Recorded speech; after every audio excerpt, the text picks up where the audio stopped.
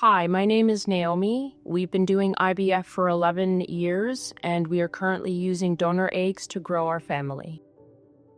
My husband and I have been doing IVF for 11 years. We've done 2 IUIs, 2 IVFs, many different types of diets to try naturally. And now we have moved on to donor eggs to grow our family and working with a reproductive immunologist to hopefully help us as well. At the age of 44, we moved on to our second clinic, and that doctor said that using my eggs to go through to create our family wasn't going to work. He recommended doing donor eggs. We happened to find a wonderful donor who donated her eggs, so we continue because we not only want to honor the gift that she's given us, but I also want to honor myself to be able to grow our family, and I also don't want to have any regrets. Using donor eggs has been a very emotional process. I used an infertility therapist that helped me work through the grieving process of using my own eggs to grow my family. And through that process, it allowed me to embrace the use of donor eggs.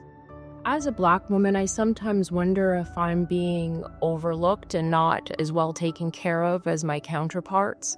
But most importantly, I find that I deal with ageism, where doctors look at me and continually tell me how old I am, and that I'm a difficult case. But I have been told that I should be able to carry a child with no issues. I find for advocating for myself, I definitely have to speak up and use my voice in order to be seen and heard, and to be taken seriously. I wish more women knew just how hard and difficult this journey can be. It can also be very long and lonely. So one of the things I would recommend is to make sure that you are reaching out to family, friends, other people within the IVF community. But more importantly, I think it's that you should reach out to an infertility therapist, someone that can help you work through the emotions that you'll feel on this journey. Because this can affect not only how you see yourself, but it can also affect the relationships you have.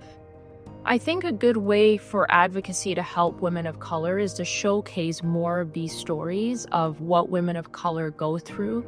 It's always good to have representation that says, yes, there are many women of color who go through IVF, and we're here to support you.